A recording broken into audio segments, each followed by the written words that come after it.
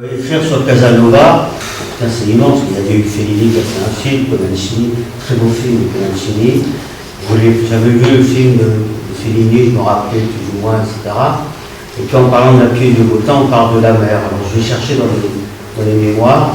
Il parle de sa mère, mais par petit épisode, et très très peu finalement. Et là, je m'aperçois qu'il y a un problème. C'est-à-dire qu'avec la mère, sa mère l'a laissé. Alors, je raconte deux mots sur Zanetta.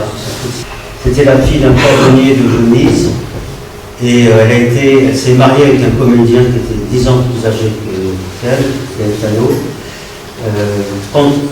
Contre l'avis de son père, donc ça a commencé par une transgression. Et donc elle a eu son premier enfant, parce qu'elle a eu 6 enfants. Son premier, c'était Giacomo Casanova. Et le petit Casanova était un petit garçon malade, chétif, il saignait du nez, on en parlera tout à l'heure. Et c'est sa grand-mère qui l'a élevé, qui allait voir une sorcière pour lui donner des fortifiants, des breuvages, des trucs, etc. Et qui lui a quasiment peut-être sauvé la vie, certainement même, voilà. Et en même temps, sa mère part à Londres avec son mari comédien, laisse le petit à la grand-mère, etc. Donc il y a un syndrome d'abandon de l'enfant tout petit, qui est un petit malade. Et chaque fois qu'elle revoit son fils, presque tout le temps, il a un rapport de mépris, elle a honte de lui, alors que lui, elle est tellement belle, il est en admiration devant cette mère qui fuit, qui n'est pas là, et en même temps, chaque fois qu'il la voit, il se prend des baffes, d'humiliation, de frustration, etc., Donc il grandit comme ça. C'est un peu, justement, là, par rapport à l'image que tu donnes, en tout cas, la silhouette que tu donnes de Zanetta, dans le film de Comencini, en fait, elle est cette silhouette-là, elle est cette femme adulée par le goût, ce sont des amants. Voilà. Alors je me suis dit, sur un plan assez universel, du point de vue d'un petit garçon, mais c'est vrai pour les petites filles aussi, le premier acte, quand on est bébé, qu'on ouvre les yeux, qu'on vient de naître, le premier amour d'un petit garçon, c'est sa mère. La première femme de sa vie, c'est sa mère. Quand il ouvre les yeux, il est dans les bras d'un maman, quand tout va bien, quand il n'y a pas de maladie, etc. Alors imaginons un petit garçon qui ouvre les yeux sur une mère en plus qui est très très belle. Et la plupart des hommes, c'est un gros cliché, mais qui a quand même une part de vérité, beaucoup d'hommes cherchent inconsciemment à retrouver leur mère d'une façon ou d'une autre, soit en allant chercher des femmes complètement différentes, soit etc. Donc c'est un phénomène assez connu des psychologues et tout ça. Mais dans le cas de Casanova, qui n'est pas quelqu'un de normal, à mon avis, il a même un sacré grain de folie, sa quête va se traduire par une quête, comme tu as dit, complètement éperdue, folle, à travers toutes les femmes. Donc il va lui falloir, dès qu'il va être en âge, et assez tôt d'ailleurs, parce que dès 11 ans, il commence à avoir des petits flirts un peu, pas très, enfin, voilà, des câlins un peu rusés, et puis il n'a même pas 15 ans quand il commence à coucher avec des religieux. Donc très vite, il est initié au sexe, et il se lance là-dedans à fond, parce que pour lui, c'est comme inconsciemment, ce qu'il recherche, c'est l'histoire de la pièce. Hein. C'est un enfant qui recherche l'amour, en fait, à travers toutes ses conquêtes. Et il y a un problème, il est tellement marqué par l'abandon qu'il ne peut pas garder des femmes. Donc une fois qu'il les a eues, il est très gentil avec elles, c'est-à-dire que quand elles n'ont pas de mari, il leur trouve des maris, il trouve de l'argent, il les aide, mais il ne peut pas vivre. Il faut qu'il, sans arrêt, il cherche. Et un jour, il va trouver Henriette, qui est, dans toutes les femmes qu'il a eues, le grand amour de sa vie. Il croit que ça y est, c'est fait. Et quand il démarre la pièce, il n'a plus d'Henriette parce qu'Henriette l'a quitté. Henriette était, si je suis trop lent, vous coupez. Henriette était la femme d'un noble provençal, je sais me rappeler. Elle s'est enfuie parce que son mari ne l'aimait pas depuis plus vieux qu'elle. Elle se barre, elle se déguise en officier en droit, elle rencontre Casanova en Italie, qui était déjà le séducteur, machin, l'aventurier, le joueur, l'escroc, tout ça, il était déjà tout ça. Et il vit, je crois, plusieurs semaines d'amour caché dans les hôtels, ils vont à l'hôtel, tout ça, traqué par les espions du mari qui essayaient de récupérer sa femme. Bon, et puis finalement, elle a craqué. Et elle l'a laissé parce que soit elle a eu peur de son mari, soit elle s'est dit un truc, ou elle a senti peut-être chez Casanova qu'il allait la laisser aussi. Et quand elle part, c'est ce qu'il raconte dans ses mémoires, avec tout un diamant qu'il lui a offert, elle écrit sur la vitre. Vous savez, comme dans les films, on voit aujourd'hui, la fille, elle quitte son maître, et au rouge à lèvres, elle dit je t'aime, mais je m'en vais, au revoir chérie, etc. Bon, là, avec un diamant, elle écrit sur la vitre, tu oublieras aussi Henriette. Il y a un passage dans la pièce où je dis qu'il n'a jamais oublié Henriette. L'ironie du truc, c'est que là, il n'a plus d'amour. Et quand ma pièce commence, il a 45 ans passés, il commence à s'essouffler, son pouvoir de séduction s'épuise. Il n'a pas trouvé l'amour. Il y a même une autre humiliation, on en parlera tout à l'heure, un monde avec des prostituées. Ouais. Et surtout, comme il a perdu cet amour, il vient chercher l'amour. Il vient chercher la mer. Alors peut-être juste une précision pour caler Casanova dans notre mémoire historique entre guillemets. Casanova c'est 1725-1798. C'est donc quand même pratiquement la totalité du 18e. Hein. J'ai vu que Goldoni est peut-être plus sur l'ensemble du siècle, puisqu'il est né au début du 18e. Voilà, parce qu'il est question de Goldoni à un moment donné dans la pièce. Alors, avant que tu ne continues ton cheminement, la pièce se passe à Dresde. Dans Dresde, on est en allemand, enfin, c'est la Basse-Saxe. Et c'est donc une Europe en fait qui se caractérise par une multitude de cours, de princes, dont l'une des activités en fait c'est d'apporter leur soutien, leur protection aux artistes. Et ce qui est intéressant, ce qui m'a intéressé quand j'ai vu la pièce, j'ai lu le texte après, j'ai vu la pièce en premier en fait, c'est qu'il me semble qu'il y a un cheminement parallèle entre Zanetta, comédienne, et puis Casanova, qui est cette quête éperdue de trouver toujours un protecteur. Voilà. C'est-à-dire Casanova va être un protecteur, même si tu en diras un mot, il va trouver en personne d'un Vénitien qui s'appelle Bragadin. Il cherche par tous les moyens, en magouillant, en créant des affaires, en trichant, en faisant l'espion, l'ambassadeur, l'escroc, à se donner à trouver l'aide de puissants. Et donc des protections, à chaque fois. Quand il est ruiné, il se débrouille pour trouver quelqu'un qui finit par lui filer. Il fait une mission pour un aristocrate quelconque, et il trouve de l'argent, donc il est tranquille pendant quelques temps. Pour Louis XV, qui a des problèmes de sous incroyables, l'État a des problèmes d'argent. Il invente la loterie nationale. Partout où il va, il se débrouille, non seulement pour séduire les femmes, qui peuvent être aussi parfois des relais, etc., pour se donner l'appui des puissants, mais c'est plus fort que lui. Alors souvent, il va séduire la maîtresse du vice-roi d'Espagne, dans l'Espagne, il cède à la tentation, et du coup, il se retrouve en tôle. Il a visité toutes les prisons d'Europe, donc il va à chaque fois se barrer d'un pays à l'autre. Voilà. Donc, par des bêtises et par son tempérament, un peu de bagarreur, un peu de voyou, il se met en difficulté tout le temps. Moi, je voudrais revenir sur la mer, parce que, ce qui m'intéressait, c'était bien ce coup de cette relation, et je cherche l'autobiographie de Goldoni, qui a écrit une pièce pour elle. Il a connu pas mal, mais simplement, il y a une phrase ou deux, quoi, où il dit que c'était une très belle femme, très séduisante, très talentueuse, qui savait danser, chanter, etc., etc. Mais c'est tout ce qu'on a. Donc je cherche partout, on a que de l'honneur, et on dit, des machins, on sait que, etc. Et il n'y a rien, presque rien de concret, de factuel sur Zanetta, que des retours de gens qui l'ont connu. Tout le monde en Europe sait que c'est la mère de Casanova, donc Casanova il est connu, par contre. Voilà. Et donc je me suis dit, comme on ne sait rien sur elle, je vais la créer. Là, je me suis régalé parce que j'ai créé un portrait de femme à partir de quelques éléments vrais, évidemment, le fait qu'elle est actrice et tout ça, elle a passé une grande partie de sa vie, presque tout à Dresde, dans ce théâtre, machin, etc. On ne sait pas trop ce qu'elle a fait, quoi. Elle a été à Prague pendant la guerre de 7 ans pour se réfugier, il y a des trucs qu'on sait, mais on ne sait pas vraiment qui elle est. Voilà. Et donc, j'ai créé une femme, et comme elle est actrice, je me suis dit, elle peut être toutes les femmes.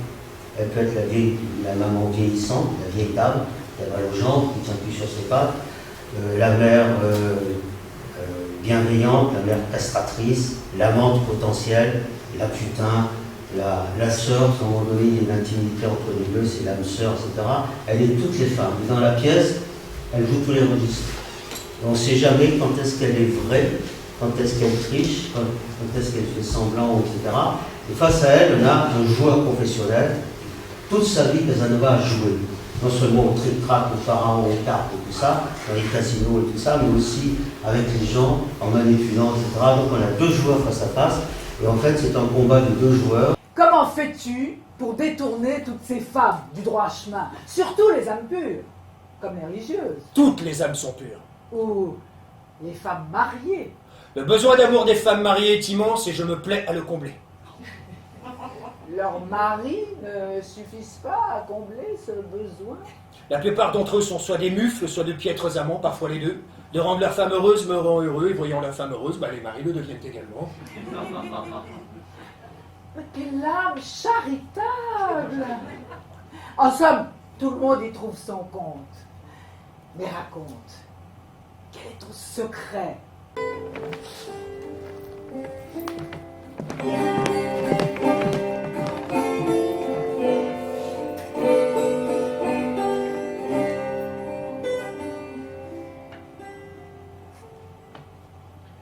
J'ai rêvé de vous la nuit dernière. Comment ça se peut-il? Vous ne me connaissez pas? Cela se peut. Car si je vous ai jamais vu, cependant, je vous connais. Je vous connais depuis toujours. C'est étrange. Pourriez-vous m'expliquer ce mystère? Je pourrais, si vous consentiez à m'indiquer quelques boudoirs tranquilles où nous rejoindre pour converser. Je connais bien sûr un endroit intime et fort agréable pour converser, monsieur, mais quel serait l'objet de la conversation? L'amour, bien entendu. L'amour! On peut se contenter d'en parler.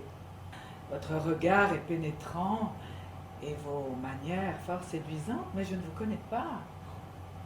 J'ignore jusqu'où vous êtes capable d'aller. Sachez que je peux aller très loin.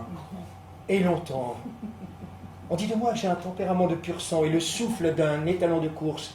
Mais tout dépend aussi, bien sûr, de la cavalière qui est en selle. Je monte à cheval depuis ma plus tendre enfance et je passe pour la meilleure des cavalières.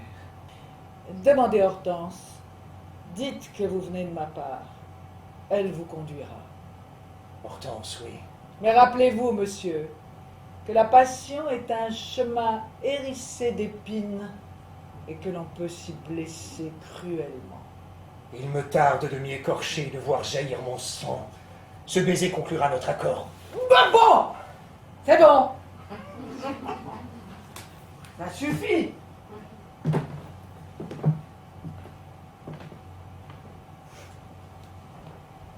Pas mal. Ton jeu est subtil.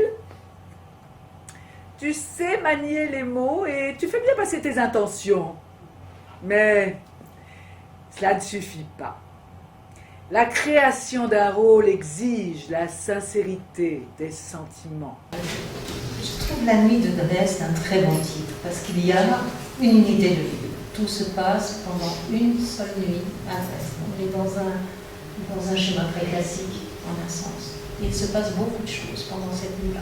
Des scènes de séduction, des scènes d'affrontement, c'est un mouvement perpétuel. Et j'ai aimé le classicisme de la forme et le classicisme de la langue, ou en tout cas la simplicité de la langue, qui est à la fois cherchée mais pas datée. On ne sent pas le 18e, comme si cette relation pouvait aussi être éternelle. Ce qui est 18e dans la pièce, c'est la présence perpétuelle de la mort. Ça commence avec la mort, parce que le protecteur est en train de mourir, et il y a cette ombre de la mort qui est tellement vénitienne, et leur amour commun de Venise à la mère et au fils, qui partagent cet amour de Venise qui est très ambigu, Venise la belle, mais Venise aussi la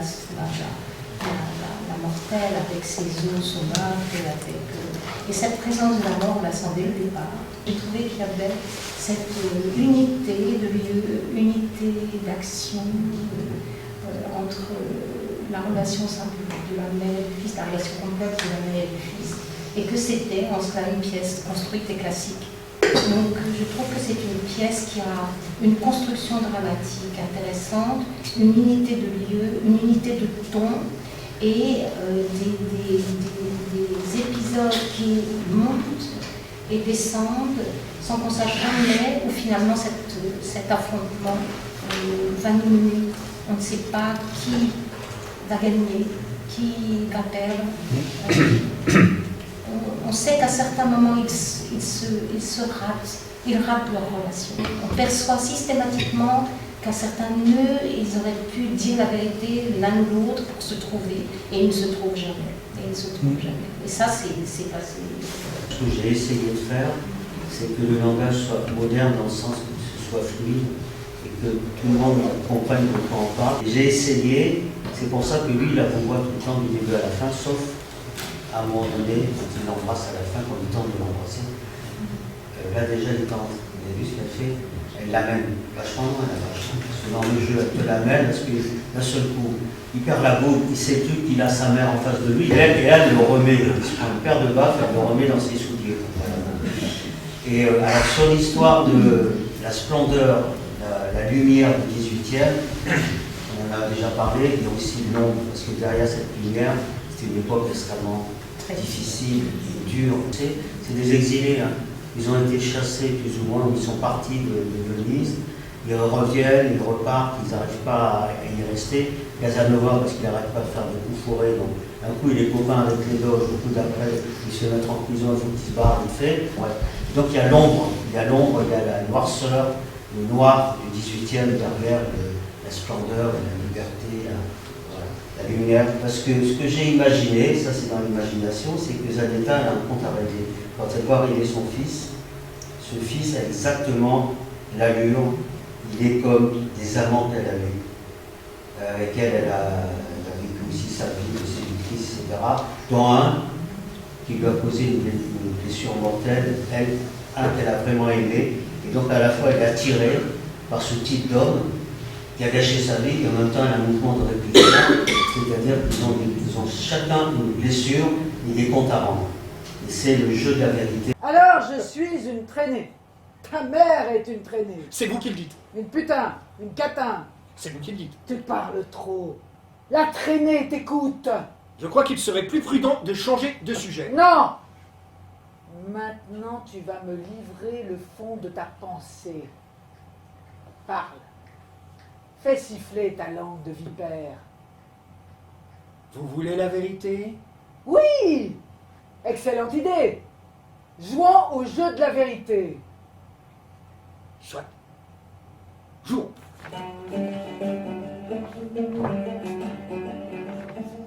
Tu prends des risques, Giacomo. Le risque est le sel de la vie, Zanetta.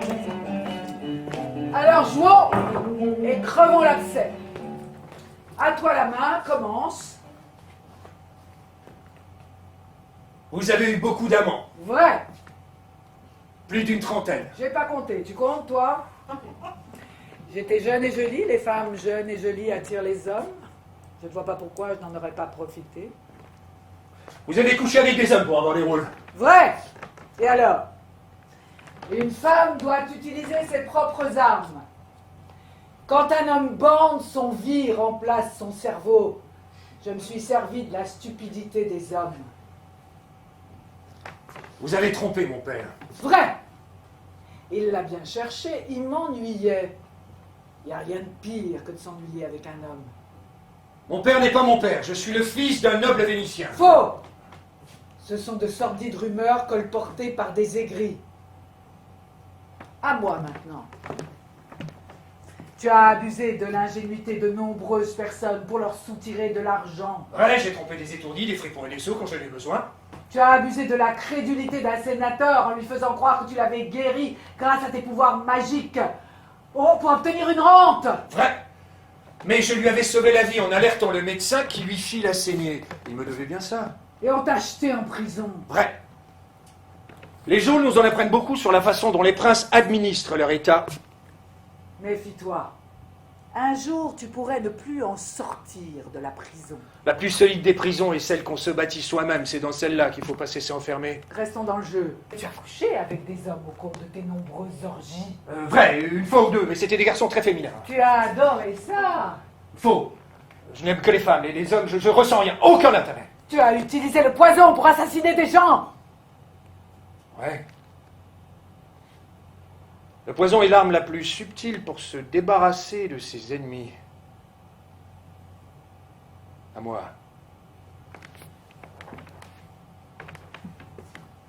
À Londres, vous fréquentiez les prostituées. Vrai. Et vous avez accordé vos faveurs à des inconnus pour de l'argent. Tu vas trop loin, Giacomo. À Londres, j'étais sans ressources. Vrai ou faux? Faux! Vrai, j'avais faim, j'avais froid! À moi, maintenant, tu as une fille qui s'appelle Léonilda. C'est une petite cousine. Faux, c'est ta fille. Peut-être. Tu as couché avec elle et tu lui as fait un enfant. Je ne me souviens plus, moi. Arrêtez, Zanetta, arrêtez! Allons, parle! As-tu couché avec ta fille? As-tu commis cette abomination? Je ne savais pas, mère. Je ne savais pas. Qu'est-ce que tu as? Giacomo? Mais tu saignes! Mon Giacomo saigne! Il perd tout son sang! Pardon. Alors c'est à la fois une rumeur, mais qui n'est pas démentie par Casanova, et même à un moment donné, dans les mémoires, il dit, parce qu'en fait, c'est la fille qu'il a eue avec, je ne sais plus comment elle s'appelle, Lucrezia, je crois, qui retrouve un jour une ancienne maîtresse, et avant de la retrouver, on retrouve ses filles. Alors, il dit, je ne savais pas que c'était ma fille. Mais un peu plus loin, il dit, mais de toute façon, quand on aime une femme, que ce soit sa fille, sa cousine, sa sœur, il faut coucher avec elle, c'est la moindre des choses. Donc il assume un truc complètement tordu. Il aurait des soucis aujourd'hui. Il serait mal barré. D'ailleurs, est-ce qu'il était vraiment prédateur? Ben, moi je dirais oui et non. Non, parce que d'après ce qu'il raconte, alors, comme tu dis, où est la part de vérité, d'exagération, de mensonge, de vrai. C'est vrai qu'à cette époque-là, ces gens-là qui étaient dans la noblesse, lui, il n'était pas dans un faux noble. Il ne se gênait pas pour attaquer, être des prédateurs auprès des femmes de chambre, des bonnes, des servantes et tout. Ça devait y aller et il ne se gênait pas. Donc il y avait quand même un côté prédation de ces gens qui avaient le pouvoir et l'argent par rapport aux gens du peuple. Alors que quand il raconte ses espoirs pour séduire des femmes de la société plus ou moins aristocratique, il s'y prend avec tout le truc de séduction qu'on a vu tout à l'heure. Qu'est-ce qui est vrai, qu'est-ce qui est faux, etc. Mais il n'aimant pas, et comme il est toujours dans la provocation et l'exagération, si ça se trouve, il a fait exprès de dire, de toute façon, c'est normal qu'on couche avec sa fille. Du coup, le thème de l'inceste, il arrive là, il est déjà présent depuis le début. Et c'est le truc inconscient, quoi. Parce que maintenant, il va avoir affaire à sa mère. Et comme les deux sont fous, et surtout lui, et à un moment donné, c'est le personnage, comme on dit aujourd'hui, borderline. Il suffit d'un rien pour qu'il bascule dans l'excès et qu'il devienne violent, sauvage, transgressif, etc. C'est pas comme dans les damnés de Visconti, le fils nazi, là, qui couche avec sa mère, mais c'est pour la détruire. Ils sont dans un truc d'autodestruction. C'est absolument horrible. C'est sous-jacent. Sauf peut-être à la fin, où il perd complètement le goût et il s'imagine que peut-être il va pouvoir. Enfin, il s'imagine rien du tout. Quoi. Il est pris par un élan, il croit ça y est, j'ai l'amour de ma mère. C'est-à-dire que ce que pose, il me semble, Casanova, ton personnage, en fait, ce qu'il pose d'emblée, c'est le fait que Zanetta, sa mère, l'a abandonné. C'est cette manière dont il vit son abandon. Et toute sa vie, d'une certaine manière, va être comment combler cet abandon initial. C'est en ça que c'est beau. C'est en ça que c'est beau, c'est que c'est une histoire qui est racontée dans beaucoup de livres, l'histoire d'un rattrapage d'amour, une histoire de personnes qui ne se trouvent jamais alors qu'elles se cherchent toujours. Et là, cette nuit-là, il va se passer des tas de choses entre eux. On a tout le temps l'espoir qu'ils vont se rencontrer, ils vont se dire le mot qui va permettre à l'autre de s'abandonner, de ne plus se cacher derrière son personnage. Et ça ne fonctionnera pas. Ça ne fonctionnera pas. Et en fait, comme vous l'aviez souligné là tous les deux, bon, dès l'origine, il y a ce manque d'amour qui ne se répare jamais. Et on a beaucoup travaillé ensemble, on a pris chaque phrase, on a relu maintes fois. Je n'ai pas changé grand-chose au texte initial de Christian. J'ai posé des questions. Et parfois, il a dit oui, évidemment, je peux changer ce mot, j'accepte, c'est peut-être mieux. Et parfois, ah non, je n'y touche pas. Donc, on a travaillé de façon très étroite, mot après mot. Et quand le texte a été agréé par les deux parties, nous l'avons publié. Alors, il faut reprendre sur le personnage de l'actrice comédienne de Zanetta.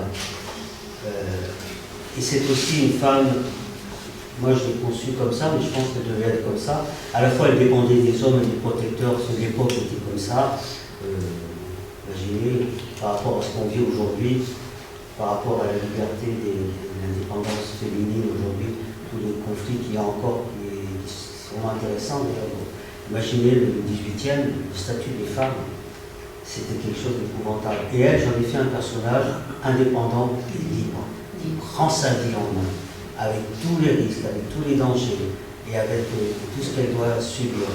Et qui le prend comme une artiste, c'est-à-dire comme une actrice, en sachant qu'effectivement, cette vie d'actrice, elle est terrible. C'est la pire qu'on peut à la fois, et en même temps, elle a la foi.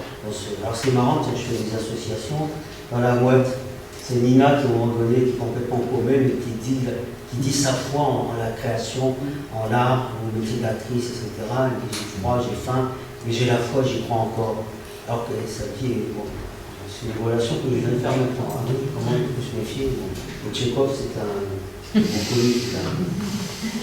poète. Ça ne m'étonne pas que vous. Ça ne m'étonne pas parce que dans votre écriture, nous, on connaît très bien Tchekhov aussi, et on retrouve dans votre écriture quelque chose de très léger.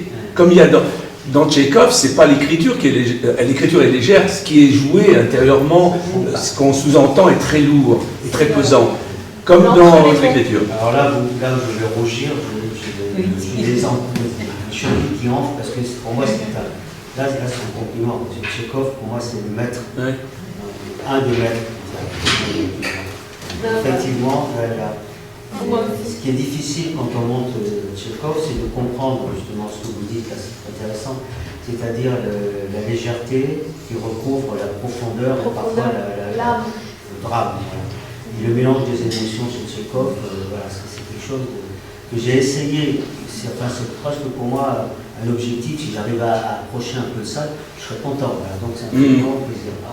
Effectivement, quand vous disiez votre écriture tout à l'heure, moi j'ai déjà eu l'occasion de travailler sur les liaisons dangereuses de Laclos. On voit bien que l'écriture de Laclos, comme celle de Casanova, c'est des écritures vraiment très difficiles. Et pour les mettre en verbe, c'est-à-dire les dire, eh bien, vous avez trouvé le ton qu'il fallait pour les dire, tout en restant très simple. C'est ça qui est formidable. Ce que j'ai essayé de faire, donc si j'ai réussi, je suis content. Ah oui, on le sent vraiment ça. Et je voulais préserver une certaine élégance dans la façon de parler. Voilà, voilà. C'est pas ordinaire. Parce que je n'allais pas faire un langage complètement trivial, moderne, où on voit des fois des adaptations, bon, chacun peut comme il veut, c'est pas. Mais non, pas sinon, moi je ne le sentais pas comme ça. Il fallait que ce soit accessible, fluide, moderne, entre guillemets. Est-ce qu'il faut un parti pris dans l'écriture? Est-ce que suivant le choix le thème que l'on choisit en fait de développer, on a le droit de s'égarer dans la création, ou bien justement il faut être dans quelque chose qui soit dans une élégance qui essaie de rendre compte finalement d'une époque, puisque là on est dans le 18e, parce qu'on pourrait on aurait très bien pu imaginer un autre type d'écriture avec les scènes qu'on vient de voir entre Zanetta et Casanova. On pourrait avoir des choses beaucoup plus violentes, je dirais, dans le choix du vocabulaire, etc. Voilà. Donc, est-ce que le parti pris est important pour un auteur? Il y a un choix à faire. Alors moi, j'en sais rien, c'est difficile ces questions. Je pense qu'un artiste, il a tous les droits, y compris celui de se planter, de se tromper. Voilà. La seule façon de restituer le siècle, c'est d'avoir quelque chose sur les mots, sur le langage, où il y a cette légèreté qui recouvre, un peu à la Tchekhov, dans un autre genre, qui recouvre la profondeur, voire parfois la noirceur des sentiments, etc. Donc oui, c'est un choix, j'ai essayé, j'ai voulu aller dans cette direction-là. Et sur les deux personnages, donc le Casanova et le Zanetta, est-ce que finalement, ce n'est pas en fait l'avers et le revers d'un seul et même personnage, le féminin et le masculin? C'est les mêmes. C'est les... Version masculine, version féminine, c'est les mêmes. Et c'est justement ça le problème, c'est qu'ils sont pareils. Et donc intuitivement, ils se comprennent. À un moment donné, ils sont quasiment frères et sœurs. C'est-à-dire qu'à un moment donné, alors c'est juste après que l'autre il a saigné du nez, donc elle l'a soigné, elle dit oui, je suis ta mère, maman va te soigner, etc. Elle redevient la mère. Bon, on croit que ça va marcher, ça ne dure pas longtemps, mais à un moment donné, ils sont frères et sœurs, et c'est là où elle dit, moi aussi, elle se trahit un peu, elle lui dit, toi aussi, vous aussi, vous avez eu un problème amoureux, racontez-moi. Voilà. Et ils sont, c'est quand il raconte son histoire avec Henriette, le grand amour de sa vie. Et donc, ils sont quasiment complices, ces deux amis, ces femmes et hommes amis. Et donc là, ils sont identiques, dans le sens où ils sont, tous les deux ont une blessure terrible. J'ai jamais oublié Henriette. Je l'oublierai jamais. Qu'as-tu fait? J'ai continué à vivre, Zanetta. Oui, c'est ce qu'il faut. Continuer à vivre pour surmonter le désespoir. Alors vous aussi? Quoi, moi aussi? Vous aussi, vous avez connu. Quelle importance? Oublions tout ça. Dans cette nuit, nous devons tout nous dire, Zanetta. Racontez-moi. Les femmes de mon espèce doivent se soumettre à la loi des hommes pour survivre. On nous croit libres et disponibles parce que nous sommes légères. Nous n'avons pas le choix. Mais nous ne sommes pas dupes. Les hommes croient nous posséder, mais ils ne possèdent rien. Ils volent nos baisers, agitent leurs mains sur nous, prennent notre corps et leur plaisir, mais ne reçoivent rien. Car on n'a rien à leur donner. Rien, tu m'entends? Quelle tristesse. Oh non! Rien de triste. Il suffit de fermer les yeux et d'attendre que ça passe. Même pas la peine de simuler.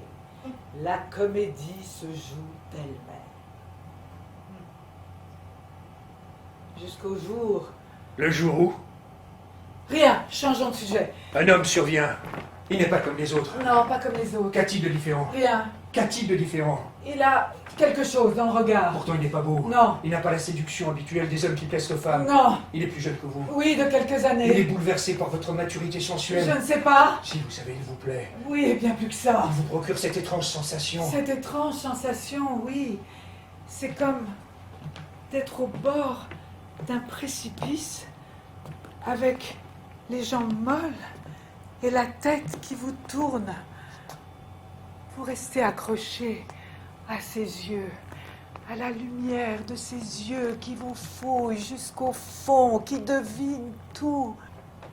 Vous vous laissez tomber, enfin, Dans le gouffre de l'amour, dans les plus belles heures de votre vie. une chute interminable. Une étourdissante ivresse.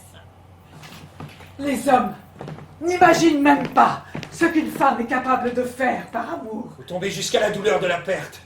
Tais-toi, tu ne sais pas ce que tu dis. Et là, je sais.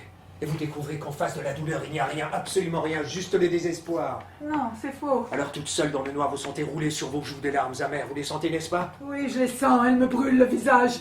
Votre rêve s'est brisé. Qui a brisé votre rêve? La trahison, bien sûr. La perfide trahison, celle qui vient se vautrer dans tes draps pour lacérer tes rêves. La trahison. Racontez-moi. Nous vivions depuis des mois hors du monde. Et il a suffi d'une seconde, une seule seconde, pour que tout bascule. Racontez. C'était après une représentation. Je rejoignais mes admirateurs dans le hall du théâtre. Dans la foule, il y avait cette petite blonde aux cheveux bouclés, encore adolescente, belle comme une apparition de Botticelli, avec des yeux bleus comme l'océan. Je l'avais à peine remarqué, mais lui l'avait vu. Si tu avais vu comme il la regardait, Je suis restée saisie de stupeur au milieu de la foule, à regarder l'homme que j'aimais en train de regarder cette fille comme il ne m'avait jamais regardé moi.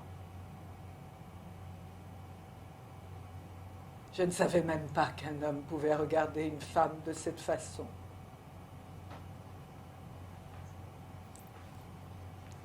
J'étais au cœur de cette seconde fatidique où tu réalises que tu es perdante. Définitivement perdante. Et après? Après, rien. J'avais compris. Je suis partie avant qu'il ne me quitte pour elle. La comédie de la vie a repris son cours. On ne peut pas vivre sans plaisir. Mais les hommes ne détiennent pas l'exclusivité du plaisir. Quand on n'a pas d'amour, on a la scène. Et quand tu es sur scène, le monde est plus grand, plus beau, plus fort. Et ta jouissance physique et spirituelle est bien plus puissante que celle déclenchée en toi par l'amant le plus fougueux. L'art te fait atteindre des hauteurs que la plus belle des histoires d'amour n'atteindra jamais. L'art te console de tout. Oui, Giacomo, le public m'attend pour rire, pour trembler, pour pleurer. Je vais lui offrir la pièce qu'un grand auteur est en train d'écrire pour moi. Je vais le toucher au plus profond de son cœur. Et ce sera plus explosif que le plus puissant des orgasmes. Ah! Vous allez pas taper vous! Ah, mes jambes! Ah! Lâche-moi! Ah! Maudites jambes! Elles me font mal. Je ne suis pas vieille. Pourquoi disent-ils que je suis vieille? Je viens tout juste d'avoir 20 ans. Le plus bel âge de la vie.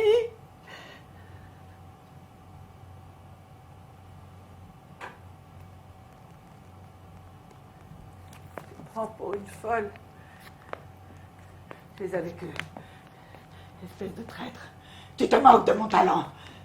Oui, je vois bien que tu complotes encore quelque chose. Non, je veux juste vous aider, mère. Un fils qui complote contre sa mère après tout ce que j'ai fait pour toi.